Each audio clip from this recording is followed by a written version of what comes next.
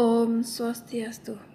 Perkenalkan, nama saya Dewa Isukma Dewi. Di sini saya akan melakukan praktikum percobaan aliran arus listrik dalam rangkaian listrik seri.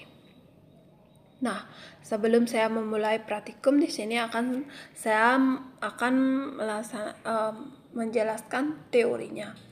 Arus listrik adalah aliran muatan listrik pada rangkaian tertutup yang mengalir dari tempat yang berpotensi tinggi ke tempat yang berpotensi rendah.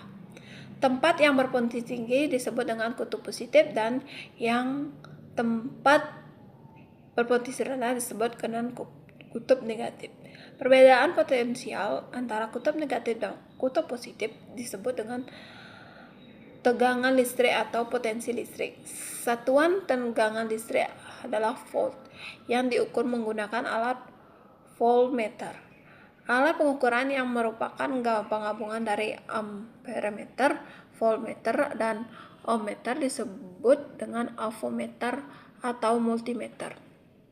Rangkaian listrik adalah suatu hubungan sumber listrik dengan alat-alat listrik lainnya yang mempunyai fungsi-fungsi tertentu. Contohnya, alat-alat listrik yang sering digunakan dalam rangkaian listrik sederhana adalah saklar dan lampu. Saklar adalah alat listrik yang berfungsi menghubungkan dan memutuskan aliran listrik.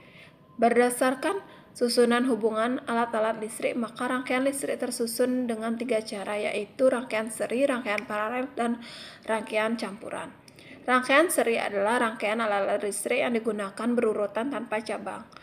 Rangkaian paralel adalah rangkaian listrik yang berhubungan secara berjajar dengan satu atau beberapa cabang. Alat listrik yang dapat dirangkai secara paralel adalah lampu dan baterainya. Rangkaian campuran adalah rangkaian perpaduan antara rangkaian seri dan paralel. Benda yang dapat menghantarkan arus listrik dengan baik disebut konduktor. Umumnya tersebut dari logam seperti tembaga, besi, aluminium, seng, dan sebagainya. Sedangkan benda-benda penghantar arus listrik yang buruk disebut isolator. Umumnya terbuat dari bahan bukan logam seperti plastik, kayu, kertas, air, dan sebagainya. Nah, itu dia pemaparan teori yang saya bisa jelaskan. Sekarang, alat dan bahan yang saya pakai yaitu alat tulis.